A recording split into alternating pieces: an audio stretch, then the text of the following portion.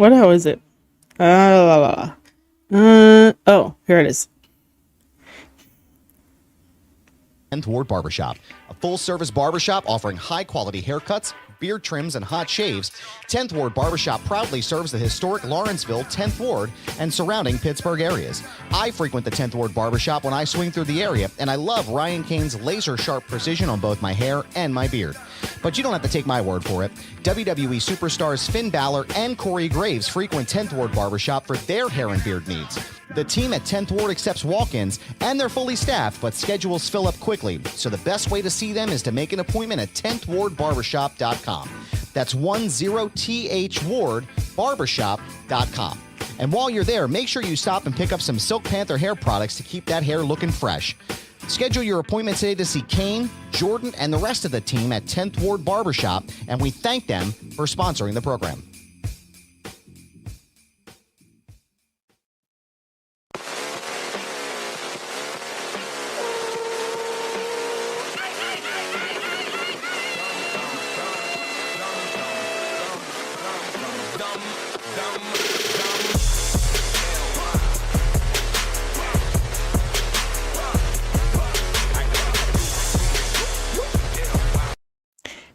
All right, so first of all, let me introduce Adam.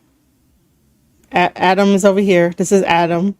This is his podcast, Foundation Radio. First thing I'm going to say is that I was not expecting an intro. This is, to me, it sounds like a hip hop beat. Very interesting.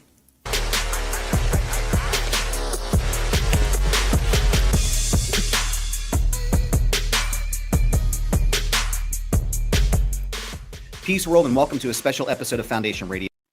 Okay, so hold on. AEW was on a better trajectory back then. Yeah, I could see that. I could see that it was at one point. Will Joe Hendry be the first TNA superstar to hold a WWE title? Maybe. I mean, he'll have to sign a contract. But maybe he'll be. All right, so hold on.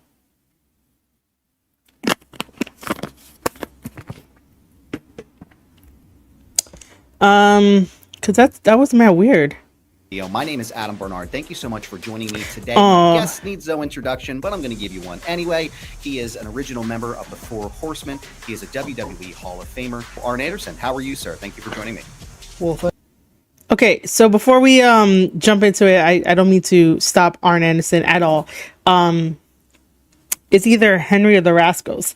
It'd be kind of interesting if the Rascals end up getting the tag team titles, and then like we see more WWE tag teams over at WWE tag teams, well NXT tag teams over at TNA to chase it. Like I want to chase. I really do. I want to chase. I want a TNA star to end up getting a WWE title, and like the chase is going to be like great because I know that they could do cinema with that. But before we like truly jump into this, as you know, I'm going to be pausing a lot. If I have something to add if I had something to add, I will add it. But Adam Bernard, like I said, right over here, is basically the host and the creator of the Foundation podcast, Foundation Radio, Foundation podcast. When he sees this, he'll tell me exactly like how I should introduce it. But at the end of this whole entire video, I will be linking his podcast and his YouTube show down below in the description.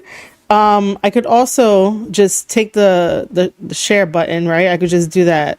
For anyone that is watching with us, if you want to go give him a subscribe, go be a friend of his channel, and click on it because that's the original video. But over here, we are going to be pausing, talking about it and stuff like that. Basically, Adam's content is a combination of wrestling and politics. He ends up, getting the best of the best guests out there to just have a conversation and just to have like a very, I guess not too structured conversation. But I wanted to watch this one because Arn Anderson is one of my favorite wrestlers, the Four Horsemen, all that old school stuff. And it was very awesome getting to see his son wrestle live in MLW as well. So, we're here now. And by the way, ladies and gentlemen, if you are watching, hit that like button right here on the live stream. Let me know that you like this. Thanks for having me, Adam. I appreciate it. I think this is our first time speaking on the air, is it not? It is. This is our first time together. Yeah. So very excited to have you. Pleasure is all mine. Thank you. I appreciate that, sir. I want to jump right into this real fast. I want to talk about your graphic novel that came out recently, My Life as the Enforcer. What? Tell me, what was your favorite part about creating that book and seeing the vision of it come to life? Well, I was asked, I did a book years ago, I guess you could say decades ago, one other book, and after that, over the years, I heard from different people, when are you going to do a part two? You've had a lot more to tell. Your story has went on and took some turns that people might be, interested in. And I just never thought of a book about me. And then it went from there to a comic book. And if you picture a comic book hero, this is not what comes to mind, I don't think. This is somebody's grandfather that might have got lost going to the bathroom at a baseball game or something. I don't know, but superhero, maybe not. But I met with Dirk and his company and Dirk Manning, and he's the same guy that did Shivani's graphic novel, and so we put it together, and I just wanted to put some things in there that people might be a little shocked on. There's some parts in there that are,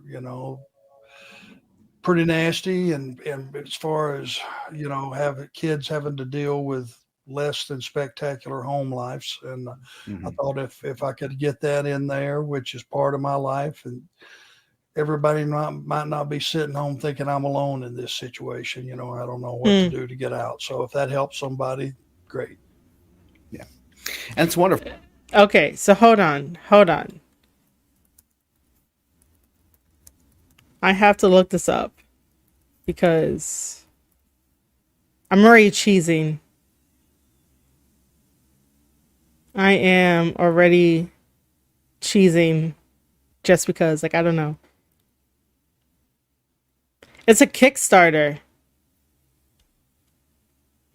It is a Kickstarter.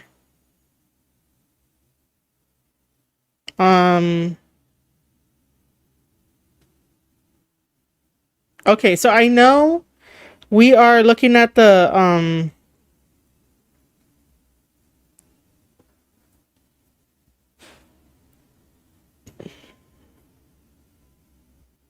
okay, so we're just gonna quickly look at this. This is a Kickstarter, and I guess I will leave the description, the link to this down below if you guys want to go help it out. But it is a graphic novel, memoir co-written by Arn Anderson, detailing his life leading to and then forever changing professional wrestling. So basically, if you don't know what Kickstarter is another way to get funding for whatever you want to kickstart. So like comic books, novels, special edition novels, board games, card games, they have a lot of different things that you can end up basically supporting and backing. And then they have the the amount over here and stuff like that, and you get special kind of deliverables when you do that. This is very different from like a Patreon and like all the other membership subscription. Like Kickstarter is a little bit different than that. Let's end up playing this.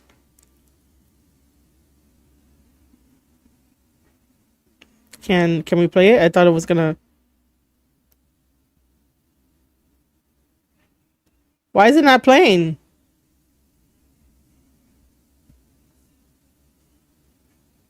Oh, come on. The trailer is not playing. They raised 34,000. They have 618 backers. And yeah, when you become a backer, you get like, something for it. About the book. Founder of the Four Horsemen, Hall of Famer, multi-time champion, pioneer, your favorite wrestler's favorite wrestler. Legend at last, his story is being told. And that's how it looks. It's a comic. It's 128 pages. It spans from the earliest days of his youth in rural Georgia, being raised by his grandparents, to his entry into professional wrestling.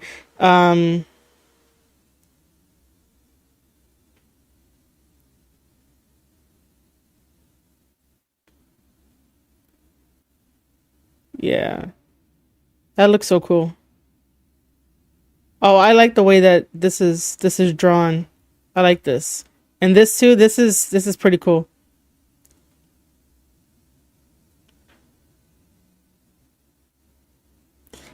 See, you also get bonuses. They basically tell you like what you're going to be getting, and hopefully that like it goes through. You get t-shirts, you get the book, you get the tag team special, you get like everything, the goals, and then the team.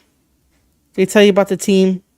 And then obviously the risks and challenges, but this is the Kickstarter for it. If anybody wants to back it, you guys can. Let me just take that down. Let me put this back up. And let's continue. Wonderful. It's wonderful to as someone who comes from that environment as well. It's wonderful to see that it is possible to escape, and it is possible to live a life that you really Have a good night, Aussie. enjoy. And I think that's really the message I got from the book in total.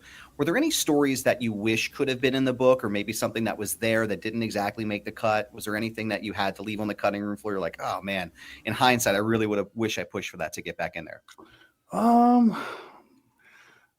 I wouldn't be the right guy to judge that. I really don't know what people want to know.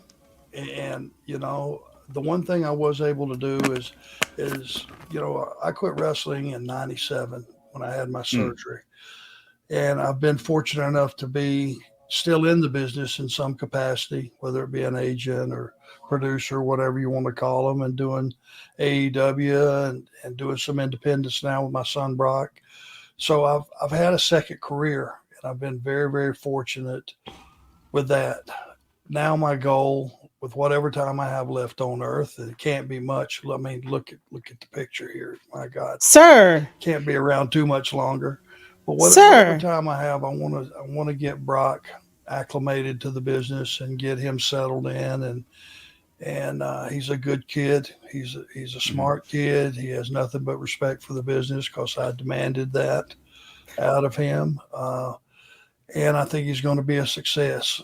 His partner, CW, is such a huge help as far as a veteran helping a kid along. But anyway, there's a chance that, who knows, down the road, if it'll accommodate it, maybe there's a part 3. Hey, I would love to read it. And listen, listen, you still look great, by the way, sir. You still look like you can kick some ass and take names. So I just want to let you know off the top there. So, no, I'm like I said, if there is the opportunity for a part 3, I know I would love to hear it. I know just researching this, I mean, you just had such an illustrious career and an even what a very incredible life. And I really had to sit and think about, really craft some solid questions here on what I wanted to ask, but just an incredible book. Please go out of your way to check it out. It's available everywhere now. It's called My Life as the Enforcer. Really just an incredible read. You brought up your son, Brock, and I want to talk to you about that a little bit as well. You were part of his in-ring debut when you were with AEW. What did that mean for you, not just as, someone who is really revered in the industry, but also as a father, to be able to see that come to fruition? What did that mean for you? Well, thanks to Tony Khan for giving him his start, and appreciate it. At the time, I thought it's too soon. He hasn't had enough experience off television and the smaller venues. And just wrestling school where he was trained. I felt like he needed more of that, but Tony was the boss. He said, well, let's debut him tonight. And that happened just like that one afternoon. Had no knowledge of it. Cody comes to me. He says, Tony wants to talk to you. You got a minute? Yeah. He said, go there. He goes, want to debut Brock tonight. Well, what do you say? No. I mean, are you kidding me? We already owe him for providing an alternative in the wrestling industry. What I'm going to say no to the guy. I never told Brock, I don't want you in the business. I never told Brock, I want you in the business. He came up to me when he was in high school and he said, Dad, what would you think about me wrestling? I said, well, why are you bringing that up now? You're in high school. He said, I don't know. I've just been watching. So he had been in his room watching some stuff on his own, making his own decisions about what he liked and what he didn't like and what he thought was good. And could he possibly do this and all this? And I said, well, you got high school to go. And I want you to get a college education. I want you to get a degree. And when you get. That sounds like my parents. That really does. That you have to have a plan B, and you should have a plan B if you're going to be a wrestler, or at least in the business that has something to fall back on. And that's why I have my creative writing degree and my publishing certificate, and I create the wrestling planner and like all this other stuff, and also do live stream for you guys, talk about wrestling, break down wrestling, bring you along on my journey when I can to smaller indie wrestling promotions and like how I work, how I do stuff. But yeah, getting to see his son wrestle in the ring was pretty amazing. I have footage of that, which I could show like on Friday, depending on how much time we take here. But yeah, he's totally right. Make sure that you get some type of education, some type of degree. Get that degree so that you have a way to make a living. It's a computer age. You about have to have all that computer stuff to even function in this world. Yeah. Then we'll talk. Mm-hmm. And he said, okay. And we didn't talk about it anymore. He went to a couple of shows, WrestleMania week and some stuff with me, but when he went to college, he was involved in the college stuff more than anything. He wasn't hounding me about it. I knew Adam, if he got in the ring once and he got that feel that we all do once you get in there and see it from the inside out, I'd never get him to go back to college. He'd say, piss on that. I'm doing this. So I wouldn't let him get around the ring until he graduated. And then he said, okay, when we're getting started. And we joined Lodi's school, which is about 15 minutes from here, which is so convenient. Now, I know that he's going to be, when you're listening to this, it'll actually be tomorrow, but he's going to be making his debut for MLW at Slaughterhouse. And I wanted to get your thoughts on that and his debut that's happening. Wait, what? No. Wait, no. Adam, when you watch this, like, hold on, because I think his debut was at Summer of the Beast, like where I was at, not Slaughterhouse, or was it? It could have been Slaughterhouse. Oh man, I think it probably was. I automatically just want to say no.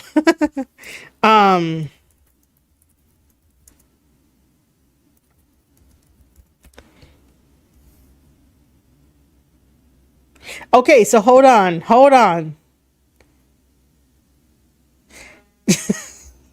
Adam, I'm so sorry.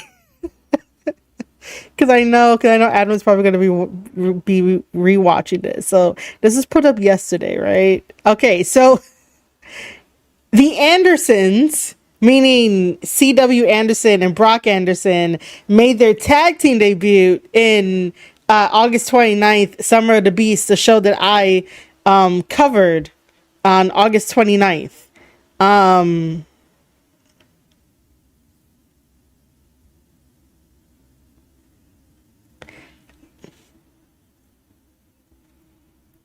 Everything here is basically Summer of the Beast, because CW and Brock turned heel. I'm sorry, spoiler alert. Who is BVM Sports? They are a Bronx thing? Oh. Wow. And they got it from Cave Side Seats.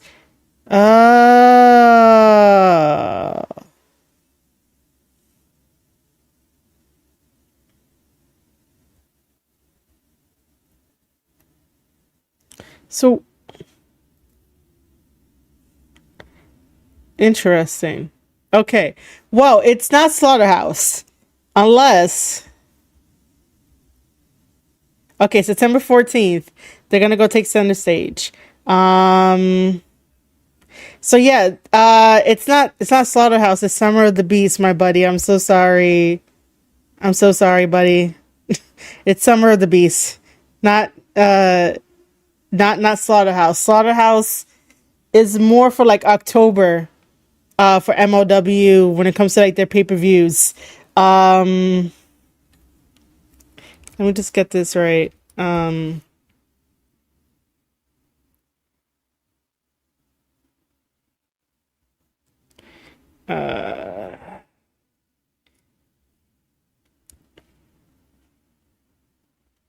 Okay, that's not what I'm looking for.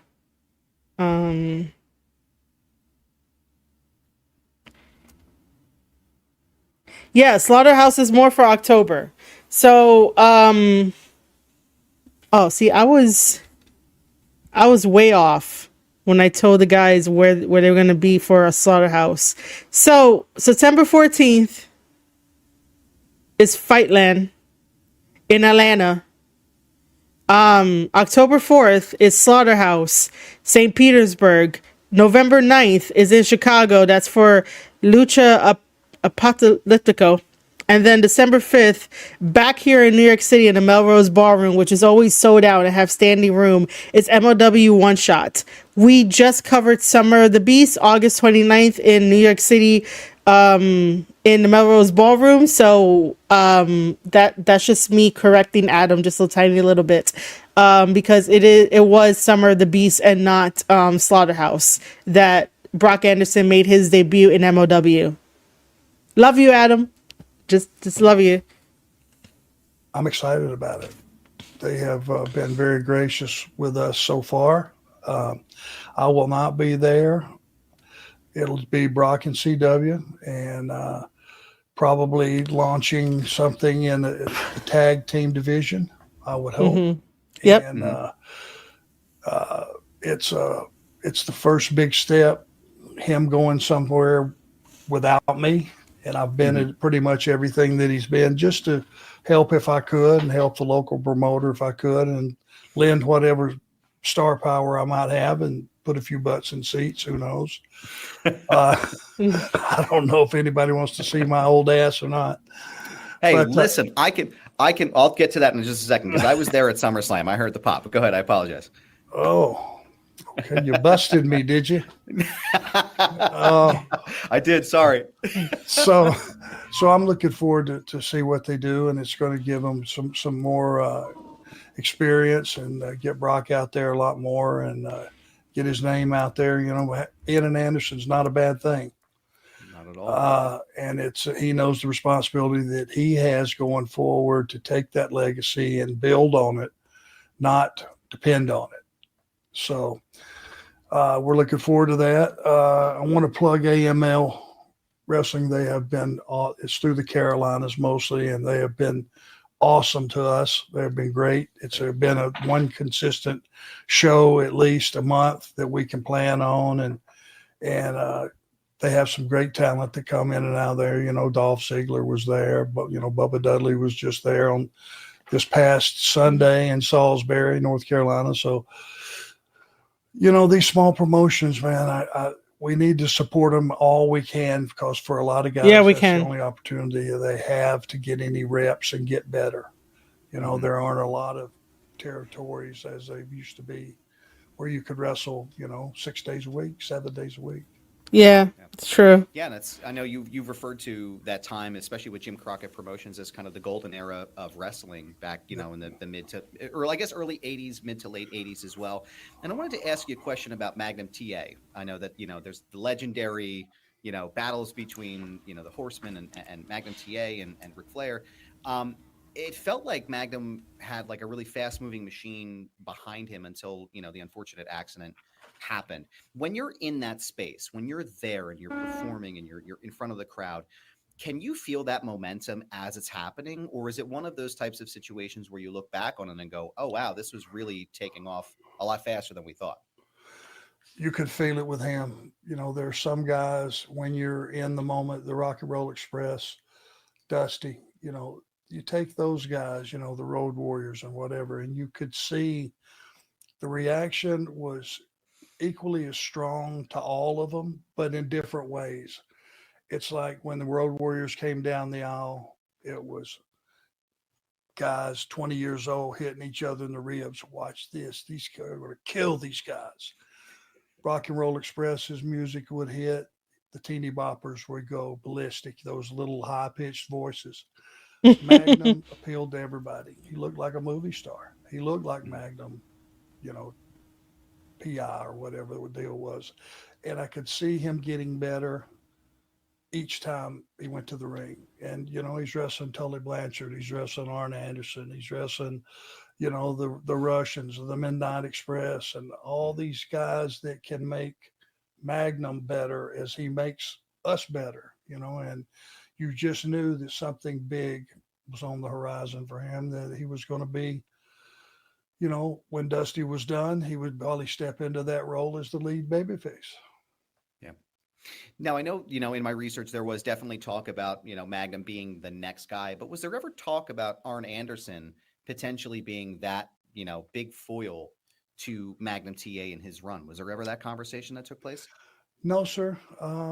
And people ask me, were you disappointed that you were never world champion? And, and featured, as the guy. There are some guys that you need in a crew that can have a great match with anybody, or at least a passable to good match with guys that need the help. And then you can have a phenomenal match with other guys. I wasn't a guy that you looked at that walked in the room where everybody went, who the hell is that? Even if I don't know if I don't know who that guy is, I know he's somebody. I didn't have that look, that marketable 6'6", great body, tanned, great head of hair. My worth, I feel like, started once the bell rang and I made a guy work his ass off for everything that he got in the ring. And I earned my respect by being that guy. And I didn't even have to win the match. But if I went out, that's what I hear a lot, from different fans that were there in the area. They said, man, two things. When you picked up a mic, we listened and we believed what you said. And then you went out and you kicked ass. Yeah. And I would try to throw in, but I never did beat anybody. And they would say, oh, bullshit, you kicked the shit out of everybody. That's what they remember. It's not important that I won, and I was just testing the waters to see what their opinion was of that.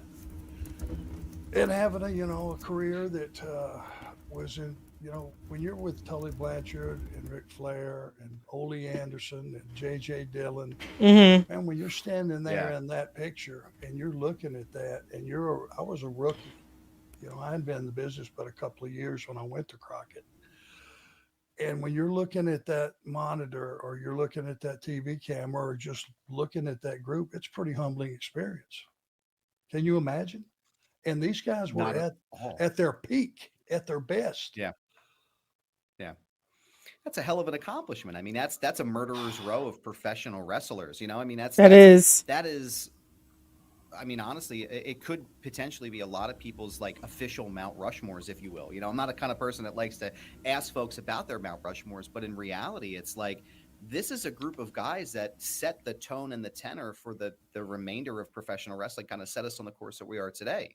And I think it's, that's got to be an amazing feeling looking back on that. It's just humbling, Well, it's amazing that now in 2024, you do this and they do it back to you, or they do it to you first and you do it back to them, and they know exactly what that means. And the fact that it still means something this far along, it's amazing. It's a blessing. And I feel it was because we were wrestling every single day. And if we came to your town, man, we gave you all we had. And we busted our ass. Nobody tanked any matches on the Jim Crockett. That's true. Matches, that's for sure. Oh, that's true. I remember you talked about coming in and kicking ass and taking names. I remember my very first like knowledge of you when I've been a wrestling fan for as long as I can remember. My very first memory of you was Tully Blanchard in the WWF as you guys as the tag team champions, as the Brainbusters. And I remember just being like, holy shit, this Arn Anderson guy is terrifying. Like just that's like, true. Like I was just like, oh my God, this guy, like he looks like somebody that you would walk by that would kick your ass in public. And like Yo, that is so true. So true. I still get that feeling either way just by looking at him. Like I'm enjoying this interview that Adam is doing with Arn Anderson. And even just to hear Arn Anderson like speak longer than like the promos that he gave backstage, right? Like, you know, to me he's adorable, okay? But like you can tell that he was like the enforcer guy, the intimidator guy. And like, I would probably still get intimidated by him anyway. But I think that in this interview, he has adorable moments. But I do agree with Adam that like, yo, Arn Anderson is the type of person that if you look at him wrong, he's going to, you know, that really the audio is low. I'm not gonna have hearing by the end of like me doing these things, but I'm gonna put it up. I'm gonna play it, but let me know. What's up, Edwin? I just remember having that feeling and just, you know, forever through the, you know, the rest of your career. I remember being like, that's the kind of guy you don't want to mess with, you know? So like, if that was the goal, man, mission accomplished. Because I got to figure out a nice balance. Everything, you know. How's it now? You know what's so funny about that is I could put on my street clothes, put on my glasses, which I had to have to see, by the way, to drive and everything else. And I could walk through the crowd. And if I was noticed, okay, it spread. But if not, I could have very well been sixth grade teacher, you know. Right. And it's like then I would put on my gear and go through the curtain, and I was the other guy. I was you know, Arn Anderson. But most people would not, if I was walking in a crowd, leaving the arena, if I didn't have my bags in my hand, but if I was in street clothes, I just fit in. And I think maybe that was that disguise. It was me switching into the Batman suit when it was scuffle time, you know? Yeah. Wow. Yeah. Clark, legitimately Clark Kent with the glasses. Oh, that's not Arn Anderson. He's wearing glasses. That can't be him. Yeah. So, no, that's amazing. And I want to kind of double back to something that we mentioned before, as far as, you know, people still, I guess, you know, in your words, like still caring and knowing who the Four Horsemen are. Your return at, you know, your appearance at this year's SummerSlam with Cody Rhodes before the main event. I know that I listened to the show, which you are the co-host of the Arn Show on One True Sport with good friend Paul Bromwell. Please make sure you go out of your way to check it out. I'm actually a part of that network as well with the Blue Meanie. The Mind of the Meanie is now on that group as well. So we're honored to be a part of the team with you. You know, I was going to mention that. I didn't do Adam's introduction justice. I really didn't. I didn't do his introduction justice because yes, he is a co-host with the Blue Meanie. So if you want to go check that out, you can go check that out as well. But yeah, I didn't do it justice. I totally forgot about that. And I had that in my mind. I was like, so like, as I was preparing for this, so I could like watch it, right? This is the first time me reacting to the whole entire interview because I didn't watch it ahead of time. But like, I know what Adam does. I know his work. So like in my head, I was preparing. I was like, okay, I have to mention this is Foundation Radio. And like the kind of two different worlds and two different perspectives he gives, and then I forgot about the Blue Meanie. I'm so sorry. I'm so sorry. But yeah, he is he does a podcast with the Blue Meanie. I'm sorry, Adam. Welcome. Thank you very much. And I know I listened to the episode that you talked about it, and you referred to the experience as heartwarming. Now, I was in the stands, and the first thing I did was throw up the fours when you came on the screen. And I knew right away, I was like, I popped, and then I heard the response from the crowd. And I was like, wow, this is a really big moment. Like, this is a really big, impactful moment. I don't think necessarily not just for Cody Rhodes and his trajectory as, the world, the undisputed champion, but also for you in your career to come back to WWE and still, be this beloved figure. What was it like to hear that love from the folks that were there, from the WWE universe in general? What was that like for you? I couldn't hear it.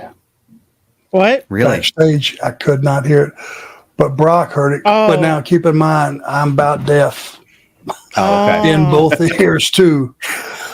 But it was, I'm wondering what I was wondering, because the way we had it set up, it was a surprise, because it's just a guy making his, way to the ring backstage. It didn't reek of a setup where you walked up on a lit set or anything like that. It literally looked like I was just hanging out and blindsided him. Right. And I think the shock. What was the fans? Did they know initially it was me? As they got closer to you, like I know that when they did the big pan to you, obviously, because I'm a fan, like I recognized you right away. I think my exact words were, "Holy shit, that's Arn Anderson."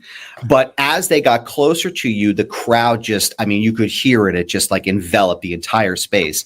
And I think they realized, it took maybe a second for people to realize that, oh, that really is Arn, And so it was this really cool moment to kind of watch it cascade across the crowd and people realize that you were there. Damn it, I wish I could have been sitting in the crowd. I'll take it.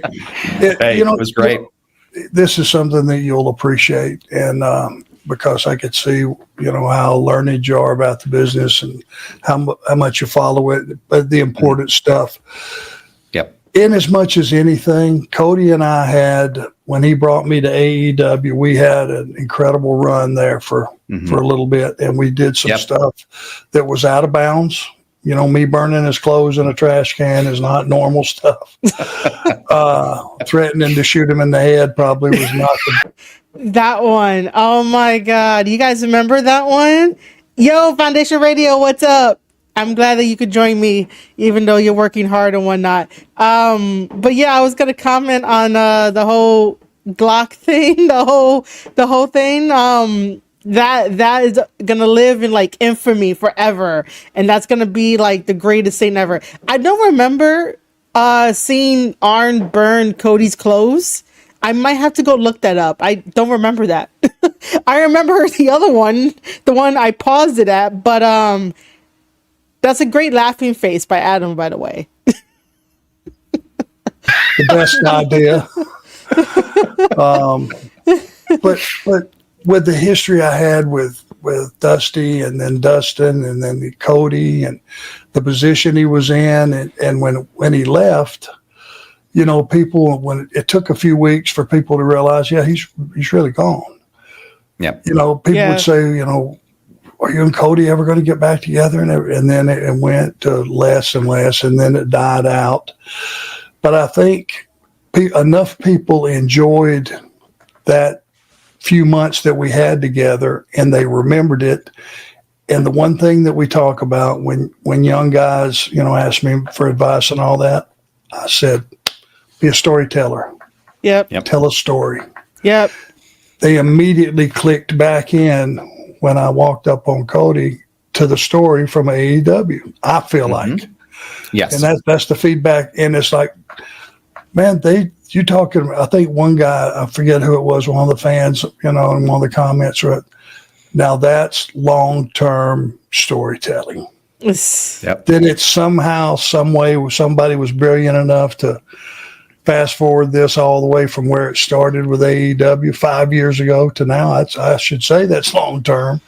Absolutely. But that's what fans like me and you and other pure wrestling fans like. They like stories. Yep. And that's I think the idea was they're gonna fire this thing back up, and people enjoy that. It's the athleticism of all the young guys and girls. I come in, they're just incredible athletes doing athletic stuff that's beyond my wildest dreams.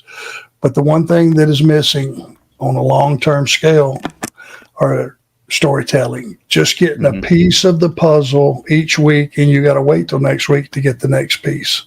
Yeah. Yep. That's what I think sells a lot of tickets. It's a soap opera. Yes. And that's why I think for me too, like even just, as someone who's been, a long time wrestling fan, like I said, I've been a fan since probably I was 4 or 5, or as long as I can remember. Right.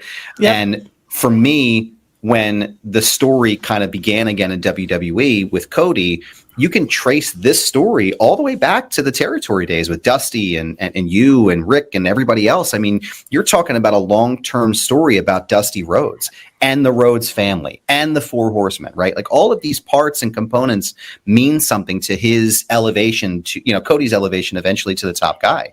And I think for me, and as a wrestling fan and somebody who's, I'm a history guy, I'm a writer, I love stories and analysis and things like that. For me, watching all of these payoffs and then seeing you come in, like I had that same thought, like they're paying this off. They're literally bringing this right back to where we were, where it started in AEW 5 years ago, but they're also paying homage to these things that happened 30 years ago, 40 years ago, and the legacy of Dusty and the legacy of Arn Anderson. And I think for me, that's as good as it gets, right? Like, I don't think there's anything better. Yeah. I mean, there's a clip floating around somewhere. If you remember when it was with WWE, Cody and Dustin won the tag belts from the Shield. Mm-hmm. I was the agent for that match. And when they were coming up the ramp, it just felt like, because, I'd promised Dusty that I would take care of Cody. Mm-hmm. He just when Cody first started, he said, "Double A, you're gonna be on the road with him. Please look after the kid. He got something, but he needs to be reeled in." I said, "I got him, Dust. You did it for me. I'll do it for Dustin, and I'll do it for Cody." Yeah. But there's a clip of me coming out of Gorilla and just hugging him on top of the stage, which was not something that was planned. It was not something that was, Arn, get out there, there was nothing. It was just something I wanted to do. I might could have got in trouble for that, but I didn't really care at the time. So would have been worth it, I'm sure. Yeah. Go ahead. Yeah, it was very real, very real. And you're right. There are these pieces, throughout history that, for God, how many years from when Cody first started WWE. I mean, it goes back that far. There's these little, pieces laying around of the Rhodes and the Andersons. And he has done a great job. He made the right move. He was asking me during that time, what did I think? What did I think? Da, da, da, da, da. And I would not commit because the selfishness in me said stay with AEW because that's where me and Brock are. We want you here. But I never voiced that to him. And after he left, people were asking me what did I think about it. And this is my only answer, and I think it's the right one. In this business, talent swaps companies all the time. Mm-hmm. Yeah. And when you make a switch from one company to the other, if it's for the benefit and the good of your family, then it can't be the wrong decision. Can't be. And that's the only answer, really. I mean, that's if it's going to benefit them and their family at the end of the day, like that's who you're coming home to, right? That's who's most important. If it's going to do all those, make those benefits better for you and them, it's not a question. And I 100% agree. It's the right move. Yep. And now, he's kicking ass. Very proud of him.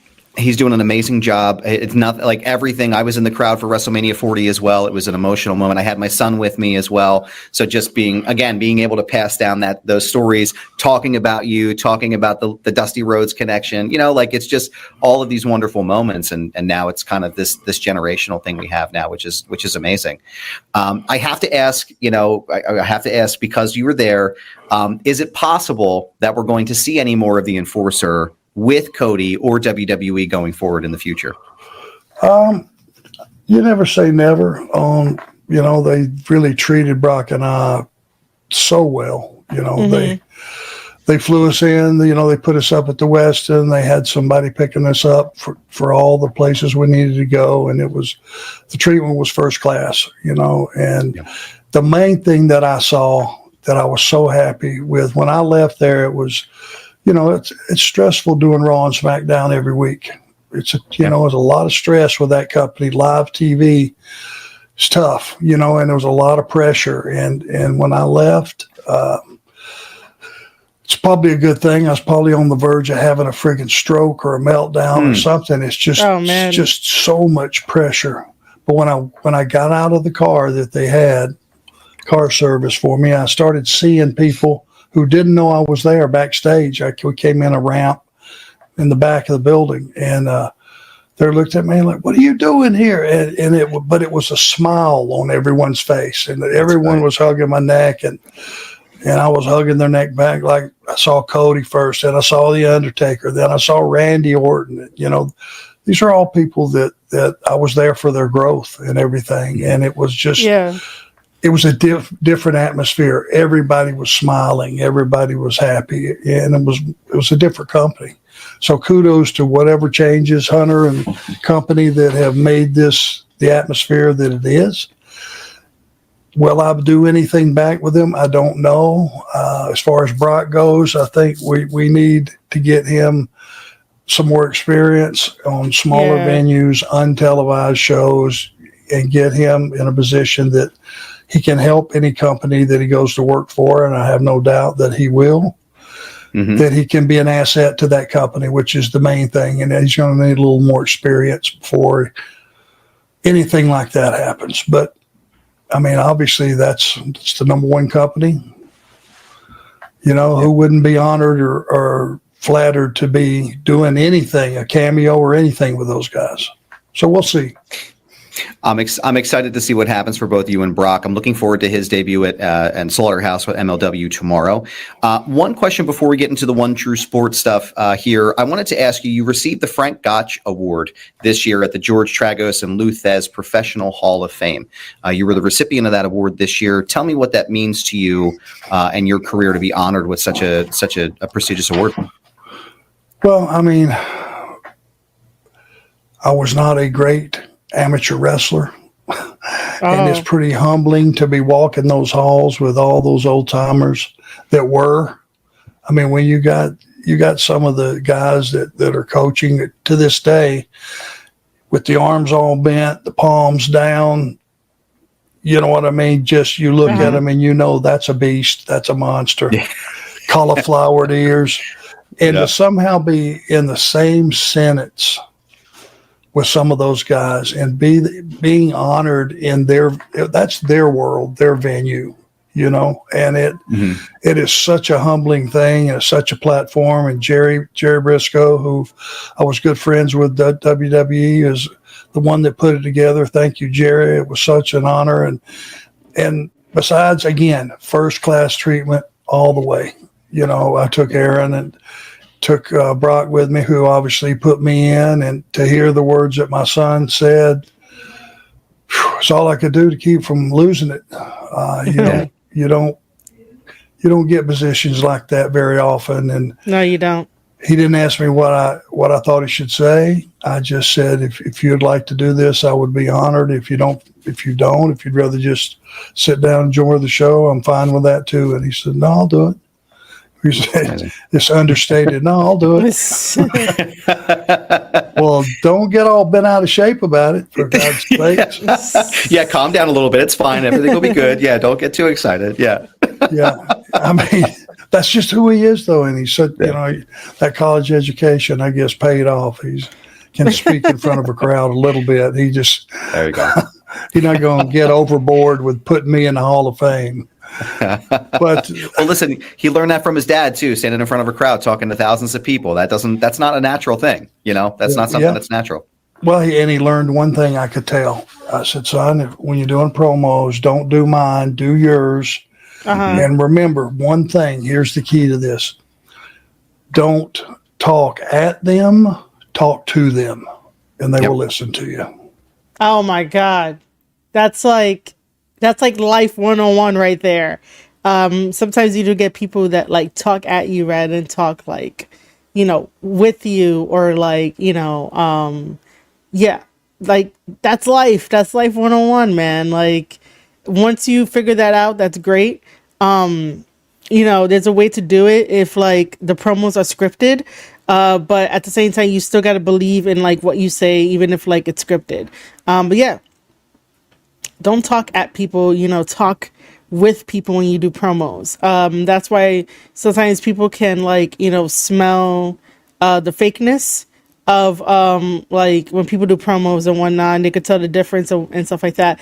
If you don't believe it, then like they're not gonna believe it, right? Like you have to believe in it first before you can get other people to believe in you. The same way that like if you are a content creator out there and you're waiting for your fans to put you over, like if you're starting out, like no one's really gonna put you over.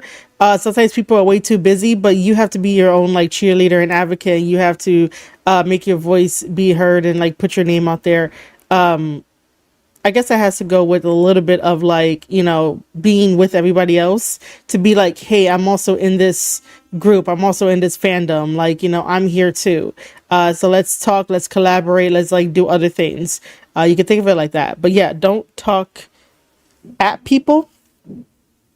Just more like with people. Yep.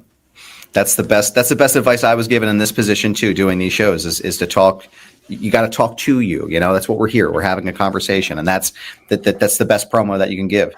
Now, the last question I have for you, I could talk to you all day, sir. This has been an absolute honor and privilege to talk to you. But I wanted to talk to you about the Arn Show, the show you do with Paul Bromwell on One True Sport. Love that show. I catch it as often as I can. It's wonderful. Tell me about being a part of the One True Sport team and how excited you are to be able to have that platform to talk, about your career, about your opinions on things, and about, the state of professional wrestling in general. It's new to me, and now we've been doing it a couple of years now, but this version we want to be a little bit updated. We want our merchandise to be one little step as far as quality, one little bit better than what we had before. The guys that are just like yourself that are part of our network, we want to give them a platform to not to have to serve any masters. Just say what you think. It's your show. Do what you want. That's definitely a way with words. I'm just gonna say that's definitely a way with words. I totally get where he's coming from. I totally understand. There's a reason why like I do the Square Circle podcast, and it's all about, I was gonna say it's all about me. I am the only person that does the editing, the marketing, the thumbnails, making sure I get out there, making sure I send emails and, this is what I do and put out into the world of professional wrestling. I do all this by myself. I don't have a big machine. I don't have a network behind me. I have wonderful like platforms where I could put my stuff on, have my voice on, YouTube included, but also like Substack, Spotify, Twitch. And I'm very, very grateful for like everything. Fourth Wall as well. Fourth Wall has replaced my Patreon. I just have to use it better. I create my own merchandise. I create my own stuff for the wrestling fans to purchase from me if they can. Like I do everything on my own. So it's great to hear that there is another platform out there that encourages independent content creators to just be themselves and like speak their truth and talk about everything that they want to talk about and how they want to say it. For me, I got really burnt out when I first started with the podcast because I had no experience or anything, and we were basically just running my career down. And we got into that period of 19 years when I was with WWE, and I was just going back and critiquing matches and stuff, and I went, man, this is getting old. I don't think people want to hear about my career as a agent doing John Cena's matches as much. Now there's a niche for that, but sure. Let's don't beat it to death. Let's hear about the glory years when we were Led Zeppelin touring the world and my wrestling career, which I hope was a little more impactful. But we worked every single day. And I never had an opportunity because we didn't do meet and greets back then. If we wouldn't have done it anyway, because we're heels.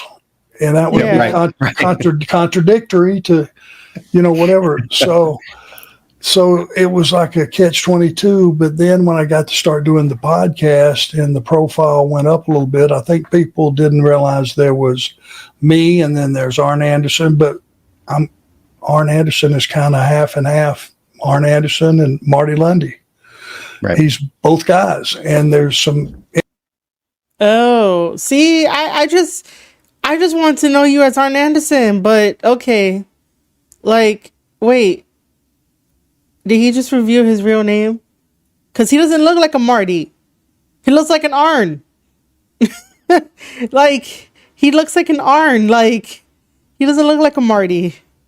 Let me know in chat if Arn Anderson looks like a Marty. Unless, like, I totally, like, misheard that. But he doesn't look like a Marty. He looks like an Arn. Like, he's Arn Anderson, damn it. Interest in that, I think, because a lot of my life, a lot of the things that I did were same stuff people were doing in the real world. So it gave me an opportunity to do some of these Comic-Cons, and here's where they become a blessing, is now the people get to be 2 feet away. I get to shake their hand, hug their neck, throw the TV title up on their shoulder, take a picture with them, spend a couple, 3 minutes, and make that experience something special. And just Right. for me, I get a chance to, no matter who it is, just because they first thing they say is, "Hey, where's Oli?" And then they go, "This is before he passed." And then they would, say, "Thank you for being part of my childhood." Mm-hmm. And I get to turn around and go, "Well, listen, guys, I've been in this business 42 years, and without y'all, I wouldn't have had this. Everything my family has, we owe to you." And I've never had an opportunity to say that. Now I get a chance to say it. So it serves a lot of masters. That's amazing. And I like I said, I had the opportunity to meet you in person in Cleveland, got a chance to shake your hand and say hello. And just to be able to do this and talk to you about your career and what you have going on, it's just amazing. So I want you all, as you're listening to this, I encourage you to go check out One True Sport. You can listen to all the podcasts on the network. Magnum TA is a part of it. Mind of the Meanie is there as well. Arn Anderson Show is there, the Arn Show. Please go and check it out. Pick up some of the merchandise as well, too. Quality is fantastic. I actually really dig that shirt you're wearing right now, sir. It might be my next purchase coming up. So I'll be happy to, help support the team there. But And we appreciate it. It looks good, huh? It does. It looks great. I love the design. You know what I mean? Like the name, it's got that old, like, I don't know, the 1980s feel where it's like, that's the badass looking shirt, right? Like that's It's exactly something a guy would wear, right? Something a guy. Exactly. And we were Something just, that I would wear. What? It's something a guy would wear. I like graphic tees. Like, I could wear it. The fuck? yeah, when we were designing it, I said my fans are 25 to 65. Give them something.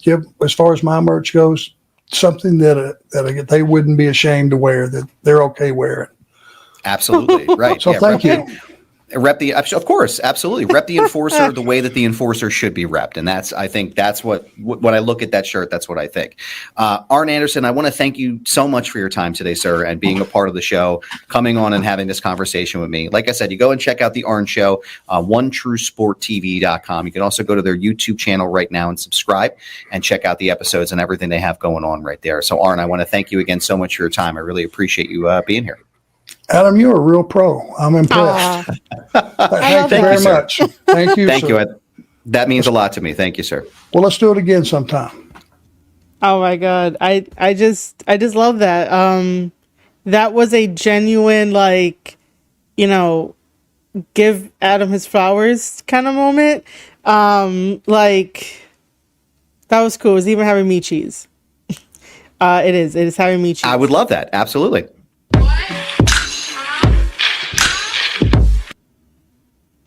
Oh, I never knew that. Okay, cool. So I'm going to leave this here at this very moment. So that way you know what's up. Oh.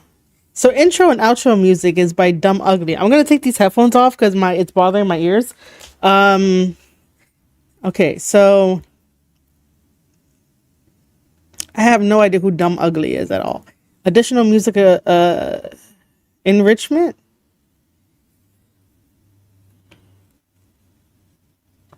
go follow this as Goober, which is Adam, on IG, Twitter, and also Threads. He's mainly active on like IG.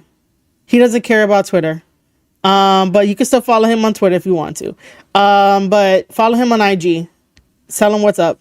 And you could get his full like archive at foundationradio.net. Throughout the course of this whole entire thing, I've been putting his link to his YouTube channel into the chat. So if you've seen it, go click on it. At the end of this video, it will be down in the description. And go show him some love, because that should be the end of the video. Yeah, it's the end of the video. Because that was a very, very, very fun interview, very genuine interview. You know, I personally just like more story type of questions. I would have picked his brain because I just like picking his brain. When Arn mentioned about like, you know, when he was talking about being an agent for like John Cena matches and, you know, talking and breaking down matches, that's what I love. I love to do that. It's called Tape Study Series, where I break down professional wrestling matches. And you know, it's really, really fun. It's really fun to do that. That's because I can, you know, really be in my zone and be in my element. Like, for example, I don't know if I want to do this, but maybe I should do this. I don't know. Let me just take this one out. Is that an NXT thing?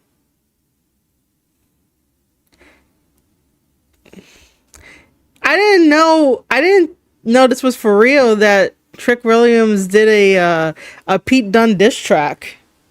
If I play it, do you think I'm gonna get copyrighted for it? Like, I didn't know there was a Pete Dunne diss track. Hold on. We're gonna leave up the Arn Anderson picture in the back, but hold on. Ah, man, And the Old winner Spice. is Old Spice. Shop now. Downy Rinse and Refresh helps remove This is odors so 3 loud in times my better ears. than detergent alone. Rinse odor away. It's so loud. That's cool. But now I gotta do what I gotta do. Let's talk about it. See, I was trying to kick back and close my mouth where Pete keep talking. Now Pete done pissed me off. He running his mouth, saying I should figure it out. Forget that, figure how to get my foot out your mouth. I'm running the south. Forget that, I'm running this house. Oh, you mad? I know what all the hating's about. You ain't dumb. You remember when I called you a bum. Now I gotta beat you like beat these drums. Bang! Trip. Oh my God, that's Petey gon' learn to stop all that capping. Sound like a wanker doing all that yapping. Next time I see you, let's see what happened. Cause I'm the real. Alright, hold on. List Petey. Yeah, you wish that you could beat me, Petey. Oh, you mad cause you can't see me, Petey? Yeah, I told you cause you can't beat me. You can't see me, I'm the realest for sure. Yeah, I'm the This is so realest, old Petey. school in a way. Yeah, you wish that you could beat me, Petey. Oh, you mad cause you can't see me, Petey? Yeah, I told you cause you can't beat me. You can't see me, I'm the realest for sure. He's channeling Ludacris, really? Hold on. Let Tricky cook. All that finger snapping, yeah, man, you a butch. That's a hook. I ain't never shook. Call book. The bruiserweight better take a look. You can't see me shouting. Is We're that- the same age, but you look 40. See, I'm gonna tuck your career in early. That's why I'm cooking these chickens like curry, cause I'm the realest, Petey. Then you wish that you could beat me, Petey. Oh, you mad cause you can't see me, Petey? He got everybody in the video. You can't see me, I'm the realest for sure. Yeah, I'm the realest, Petey. Is that Oh, you Nikita mad 'cause you Lyons? can't beat me, Petey? Oh, you mad cause you can't see me, Petey? Yeah, I told you cause you can't beat me. You can't see me, I'm the realest for sure. I told you, dog. Trick Willie is not the one. Oh, We I think love you the man, this. but we all know one thing. You a butch, a big-headed butch, a little foot butch, a tight pants butch. I love this. You a butch. You a butch. He's a butch. they got Tony You a D'Angelo. butch. Don't forget. Butch. Oh my god. We're Matt and Elaine, founders. Oh, I love it, man. I love it. Yeah, definitely like early 2000. Yeah. I just hope that it doesn't get copyrighted. Like I didn't even see that. I was seeing on Twitter like a gif of like Trick ending up slapping Lash's ass. That's about it. And I was like, where the hell did this come from? Now I know where it came from. But that was pretty good. I like it. I think I probably missed it during like an NXT, but that was fun. That was fun. Wasn't really expecting that at all. It was gonna go into like a different type of thing. Some people. It definitely has that like 2000 vibe. Very, very, very cool.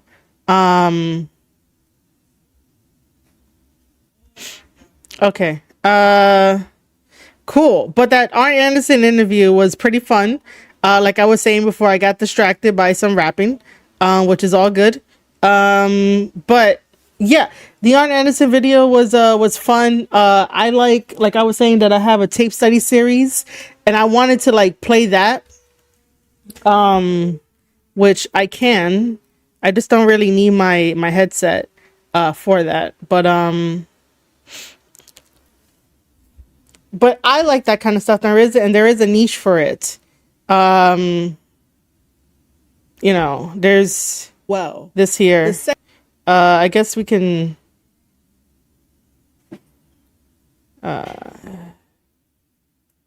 do like tagline. Not really a tagline, but like a new phrase other than so to do stuff like this. Now my brain is just while I'm talking like over myself means. And this and whatnot. What study series is. It's to I'm just gonna lower it to like here and break it down like again.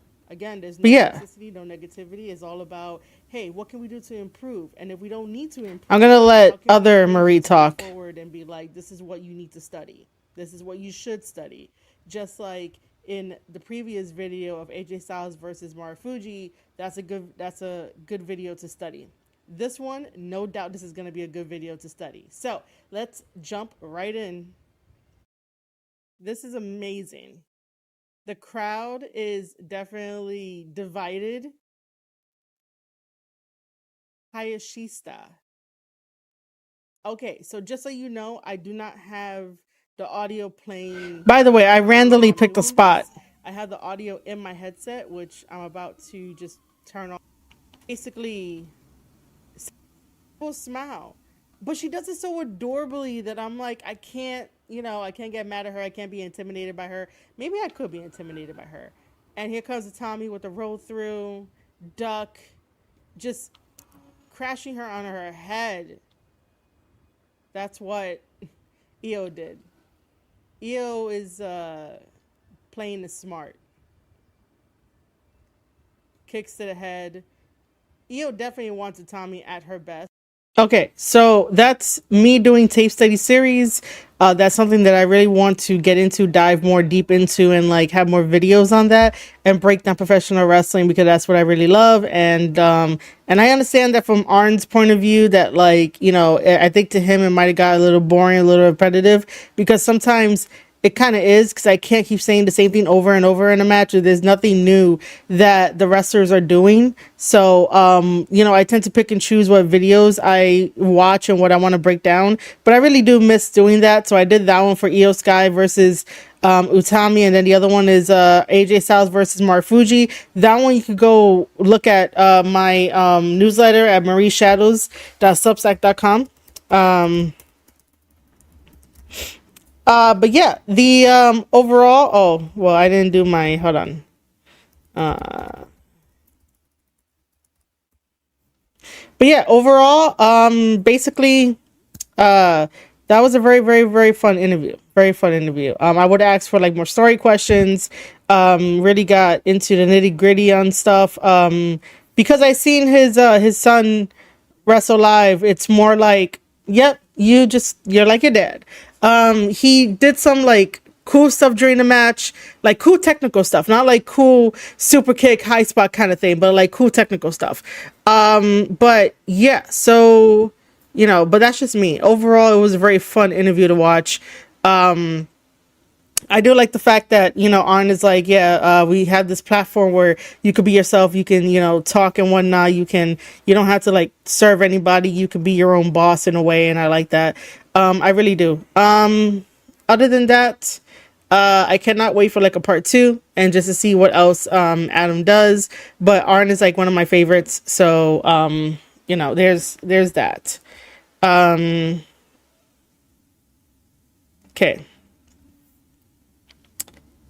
Did anyone else enjoy the interview? And I'm gonna have to like try to find a way to like make the volume for the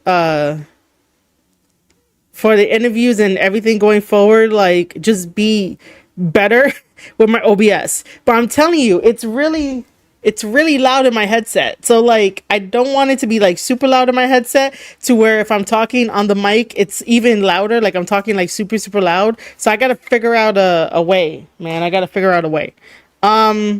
By the way, thank you for more people that have become friends of the channel. We're currently up to 537 new friends. Thank you so much. And thank you guys for giving me 8 likes on this live stream. Again, by giving likes on the live stream, it sends it out into the YouTube atmosphere, and that helps us connect with like more wrestling fans. So that's why like it's amazing. I loved it, but I'm a huge Arn fan. Oh, okay. I mean, we're all like huge Arn fans. I don't even know if we could find a match of his. Let me just see.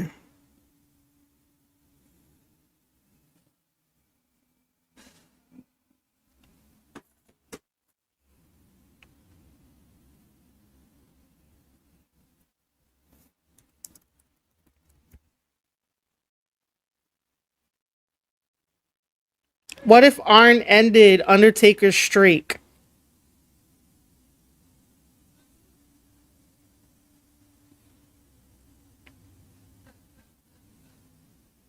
I wonder. The Four Horsemen Network. This is the official YouTube home of the Arn Anderson Show and Straight Talk with the Boss. Who's Straight Talk with the Boss? Arn Anderson addresses Jim Cornette's thoughts on the AEW locker room and eight more. Sid. Oh, is that like okay?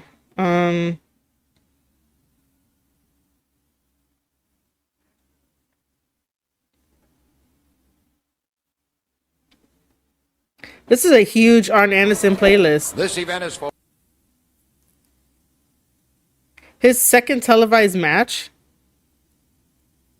ever and third in 1982. All right.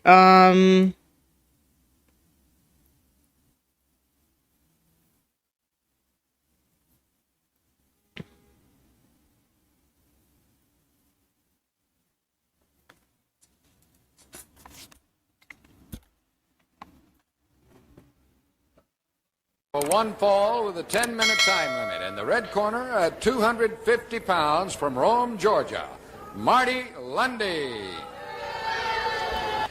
I started watching wrestling when I was 7 years old. That is the age that I started watching. I started watching when I was 7. Oh, from Mexico, Chavo Guerrero? In the black tights, Marty Lundy. Wow. I'm gonna like be binge watching this and whatnot, man. If I ever get to interview Arn, like I got material. I got material if I'm ever gonna do this. So wow. Chavo Guerrero, man. Let's go. And shedding his colorful jacket, the high-flying popper Chavo Guerrero. Alfred Neely calls for the bell. Action underway. Here's Bill Watts. Chavo Guerrero an exciting. Why is he flailing his arms? Like I love Arn, but ducks himself in the ring as a super heavyweight. He has that power and that balance. He has that tremendous punching power. If he gets in a fight, he's got the wrestling skills. Eric Weiss, who was a national champion from Oklahoma State University, and he's ranked about number 3 in the world in freestyle. I once asked him what he patterned he's wrestling after, and he said when he's a youngster, he's now a 190-pounder, and he weighs about 225 all season. You know what? He said he watched the smaller guys, and he figured in order to be great, to be a big man, you had to wrestle like a small man. Well, here's Chavo Guerrero with all that ability of the small man, the quickness, the lightning speed. Okay. All right.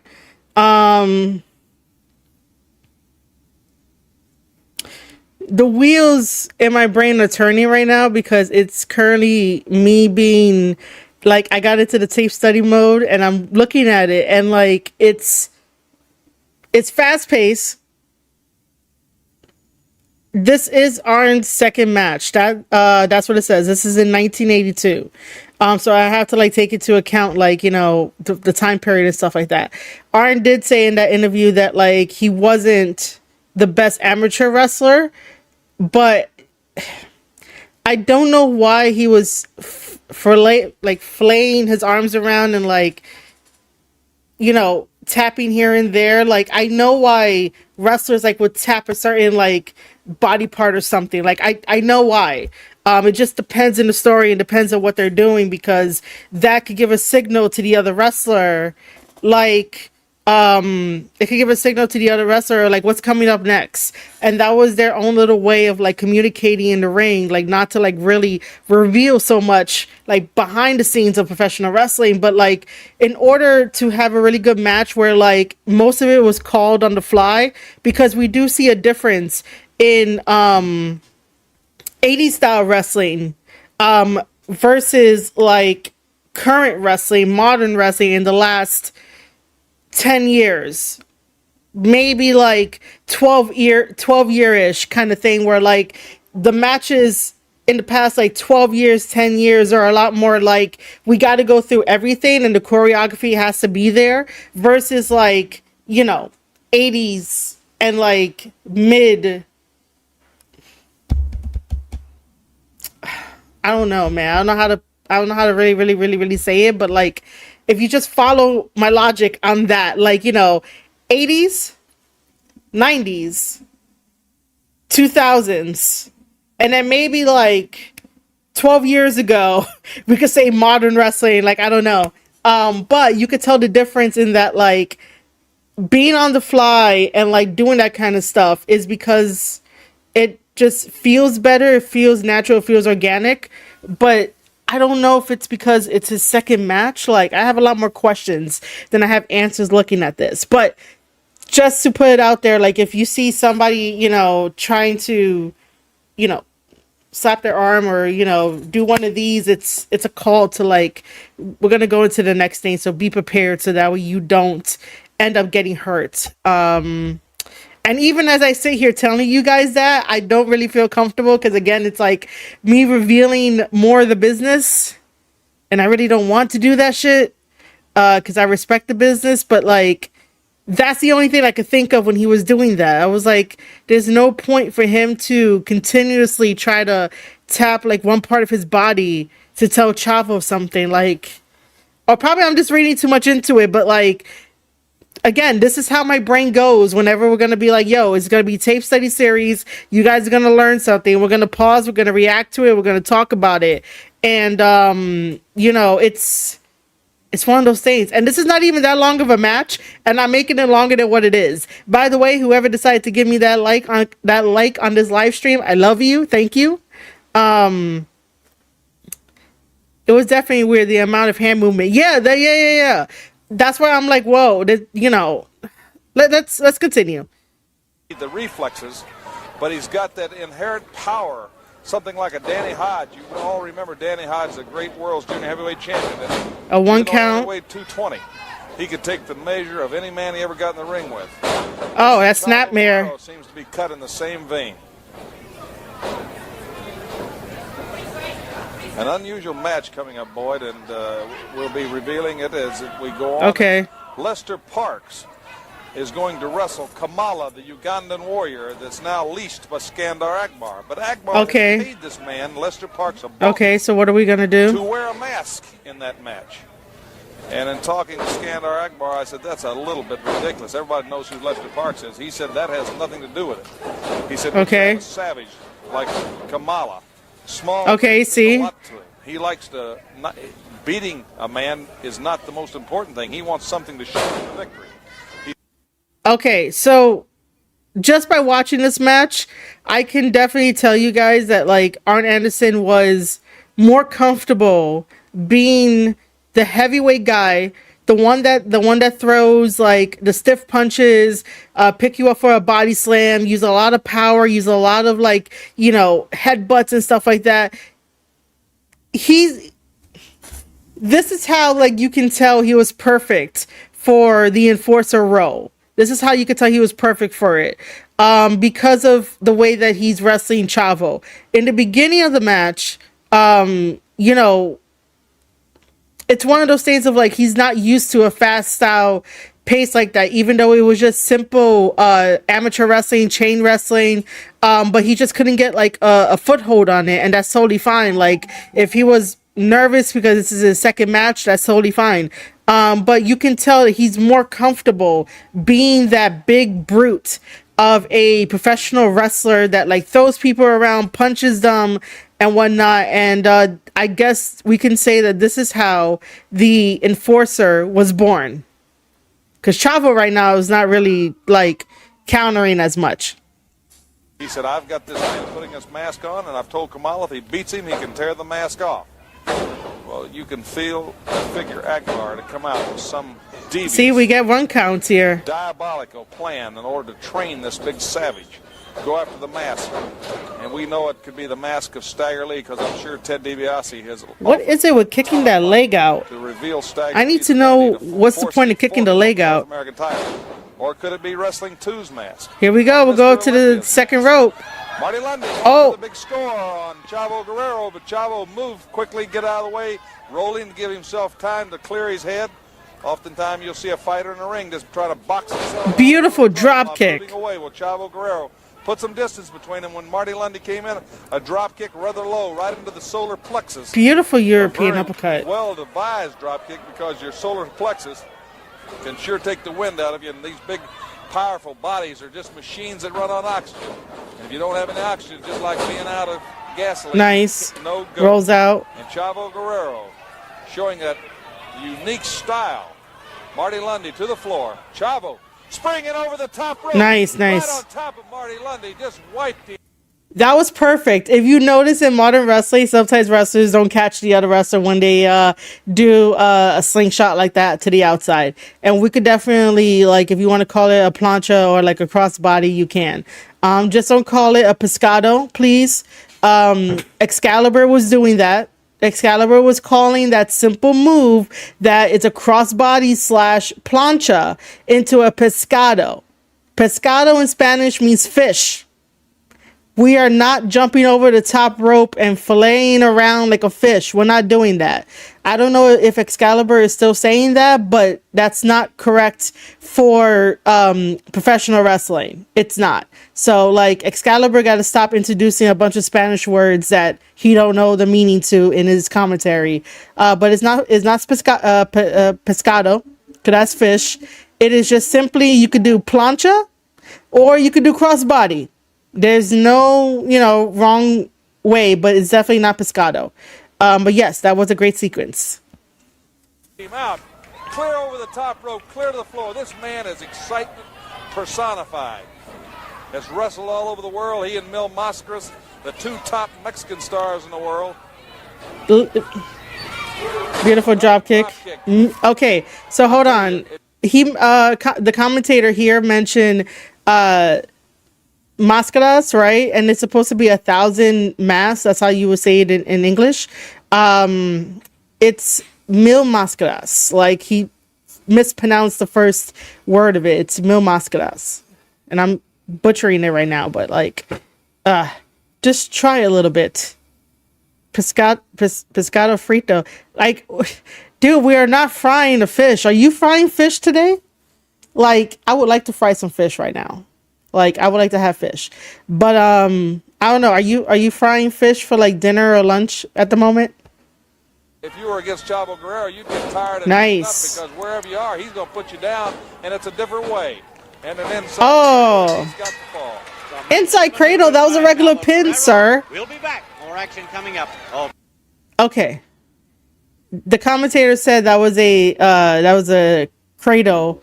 That was just a regular pin. There's no cradle about it.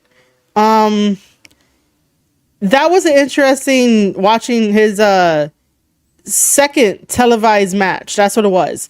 Arn Anderson's second televised wrestling match ever, and third, 1982. Oh wait, did we? Oh, I thought. Oh, he fought Mr. Olympia as well, but okay. So I do like the fact that we call him Arn Anderson. His real name just does not like roll off the tongue at all. So he will be forever known as Arn Anderson, and then like in the back of my mind his real name will stay there, but he does not look like a Marty at all. He looks like an Arn. Like, he truly does look like an Arn. But yeah. Let me see.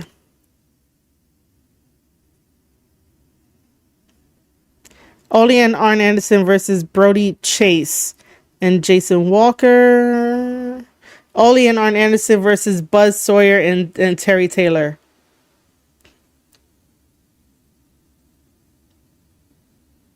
The birth of the Four Horsemen was in 1985. New Mr. Clean. Oh my God. Ow, this is so loud in my ear. Plus the scrubbing power of a magic eraser. Can we pass? Simplify your snacks with RX Bar, Nut Butter, and Oat. When we talk about the Major League of Wrestling, the very it's Tony Schiavone. By the wrestlers brought to you by Jim Crockett Promotions. And let's bring in one of the top stars right now. One half of the National Tag Team Champions, Arn Anderson. And why will you not recognize me as a world television champion? I think the fans know the circumstances around that belt, Arn, and I... Do you have any concept of law in theory? No. Okay, one thing about law. Possession is 9/10 of the law, and as you see, I am possessor. Now then, are you man enough to take this away from me? No, not at all. See anybody standing around man enough to take this away from me? Well... Okay, now when you talk about Jim Crockett Promotions, you're talking about the four horses, the four people that make things happen. You're talking about Double A, Ole Anderson, Tully Blanchard, and Ric Flair. So now then, anytime one of the four, all of the four, or half of the four, head your way, St. Louis. Do whatever you have to get there, because you're going to see the very best at what we do, and that is professional wrestling. Bye-bye. It's been your pleasure. I'm out of here. We don't have these promos anymore. Oh my God, we don't have these promos anymore. Do you guys understand that? Like, as I was watching this with you guys and listening to this, that the wheels started turning of like, we don't have this anymore in wrestling. We don't have something where like it makes you get excited other than like WWE. WWE is out of this question because like everyone is going crazy for the Bloodline storyline, Dom, Liv, Rhea, and Damian Priest, right? And whatever Cody is doing, and like, you know, WWE got it, right? There's still stories that make you feel, but for like, this is why I will say it again with all my heart. I still think that AEW is the alternative, and they could capitalize on stuff like this, but nobody knows how to be a leader. Nobody knows how to push things into perspective, and everybody there wants to still be indie while getting a big ass contract and not really doing as much. Like, Arn just said something so simple in what, like 2 minutes? And like, you can feel that like, you could feel the passion, you can feel the intimidation. And then like, you know, letting people know like who's really in charge. Like the four horsemen are really in charge. Like for some reason the IWC came up, or IWC and like what, MJF, I believe, came up with like the four pillars, or maybe the IWC came up with the four pillars of AEW, and look how that turned out, right? He makes it feel important. Thank you, Lucy. That's exactly what I was trying to find. I was trying to find that exact freaking statement.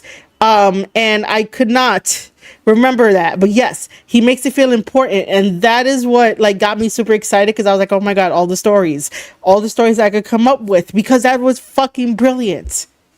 Excuse my language. But that was brilliant, man. Like, oh my God, we don't have this anymore. It's this is why you guys have to appreciate Cody Rhodes, okay? You have to appreciate Cody Rhodes. We've been up and down with Cody Rhodes forever, okay? I've been there too. I've been mad at Cody Rhodes. I cheer Cody Rhodes. I'm like, Cody Rhodes, what the fuck you doing? Excuse the cursing again. But like, you know, this is why it's important to have a Rhodes, someone who understands back in the day of how to do promos and how the slow burn is happening. But everybody, because we're so enthralled with social media, and we're on social media 24/7, especially like Twitter, everybody wants instant gratification, everybody wants instant results, and they get upset when Cody takes too long. But guess what?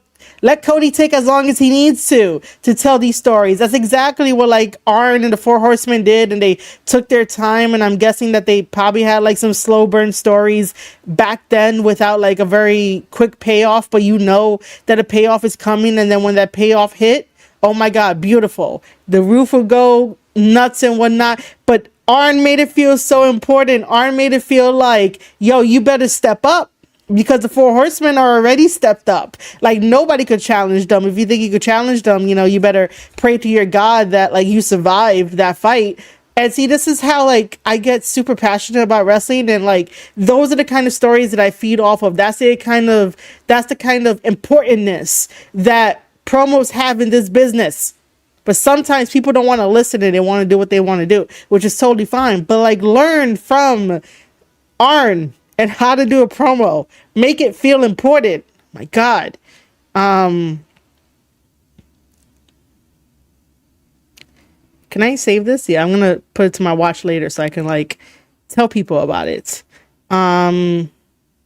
There's a Jerry Lawler, Dusty Rhodes, Magnum TA versus Ole, Arn, and I'm not sure who else.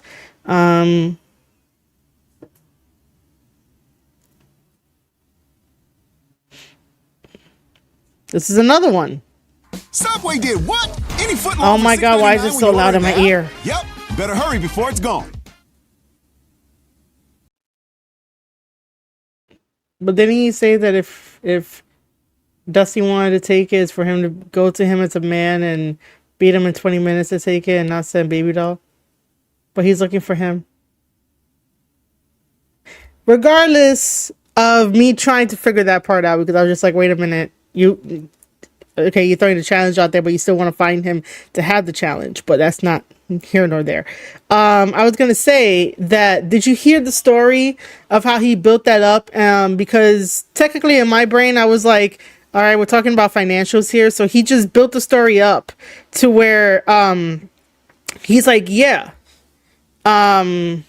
Dusty Rhodes took all this money from me because he's no longer tag team champion, because, you know, your worth back then, basically you got the championship title, you got paid a little bit more because you are, you're selling tickets, you're having people come on through and, sit in the seat, buy a ticket and all that kind of stuff. So you're making a little bit more money when you're champion.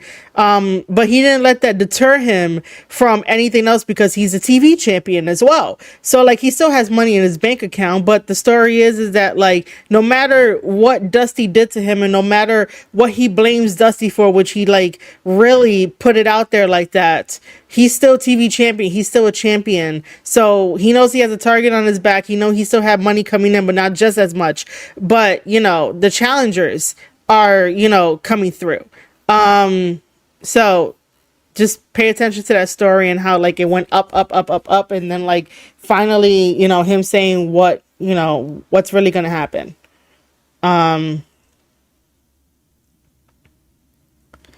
I think we're good.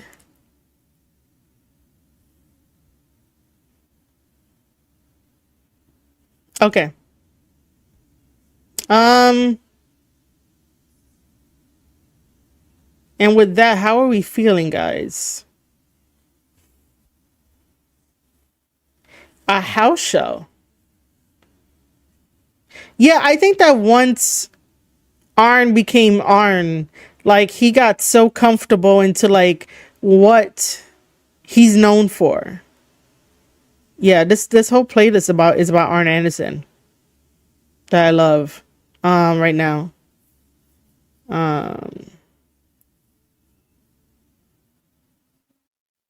Yeah. All right.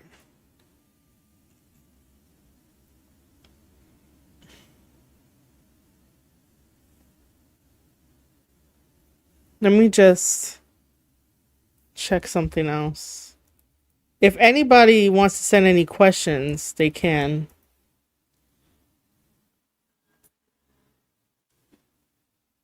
But I just want to check some stuff.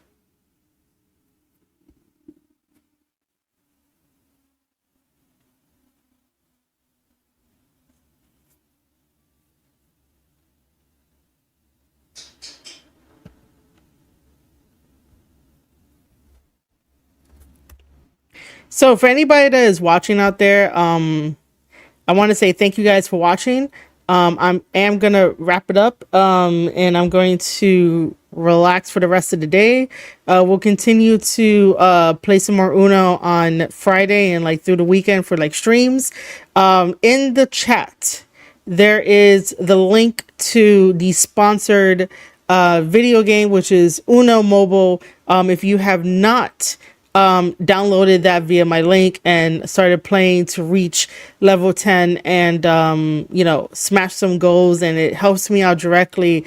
And it's Uno, it's a card game. Like, who doesn't love Uno? If you have not done so yet, please click that link, help me out directly. The stream is sponsored by Uno, which I really love. I love that it's sponsored by Uno. I love Uno. I play it from time to time. I collect the Uno cards, and I am super excited to be partnered and sponsored by Uno. So thank you, Uno, for that.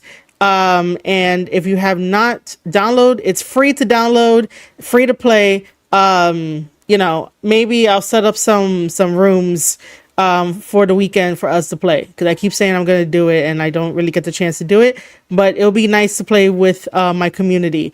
I do want to say thank you guys for tuning in to this episode of the Square Circle Podcast live right here on youtube.com/Square Circle Podcast. If you have not hit that like button on this live stream, please do so.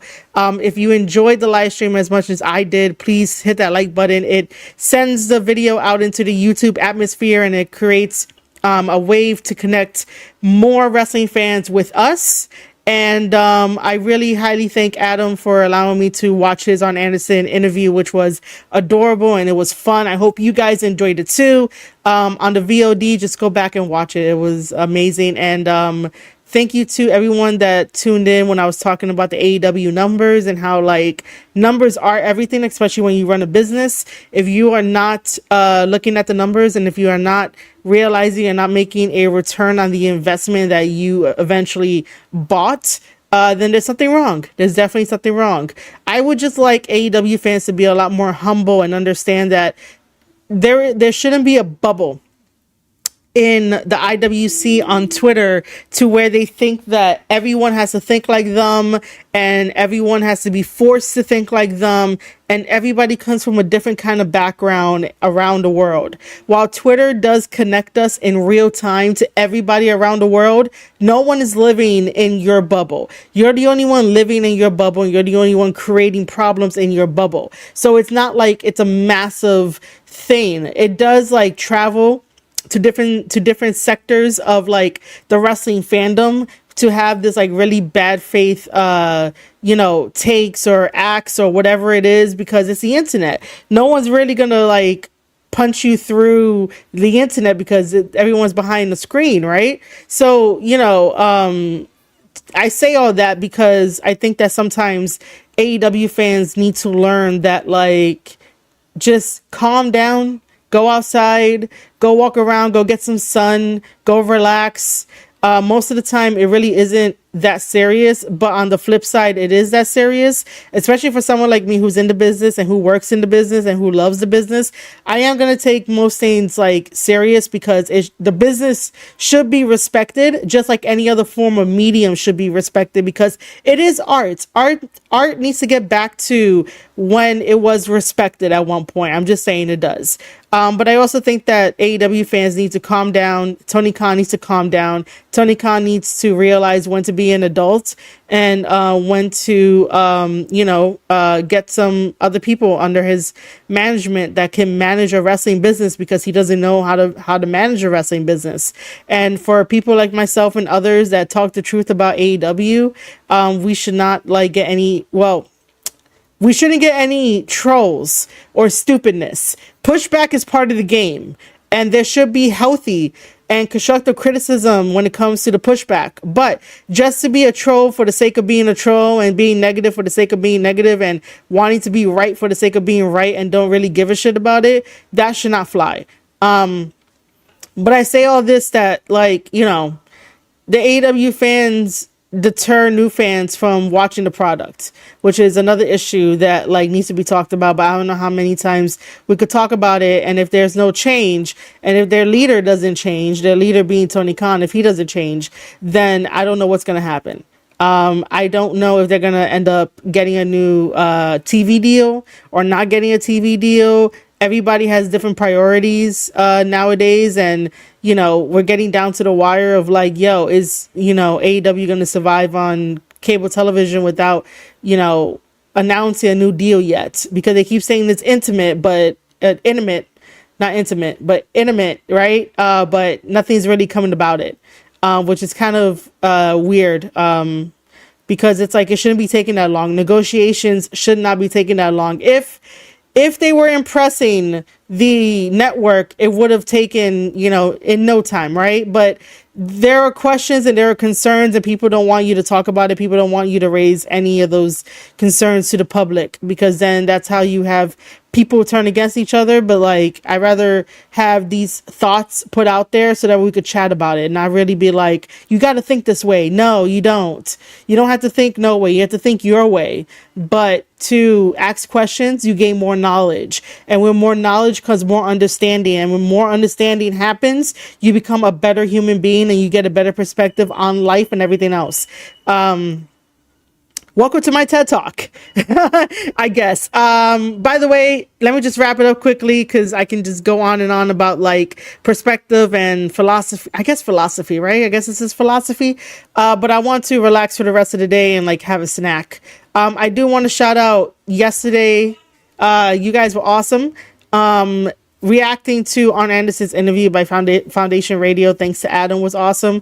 Thank you for all the 9 likes. Thank you for all the views and staying with me and just watching and hearing and just having me react to this. This is amazing. I love you guys. We are getting closer and closer, somewhat closer to getting YouTube partnership. We're almost there.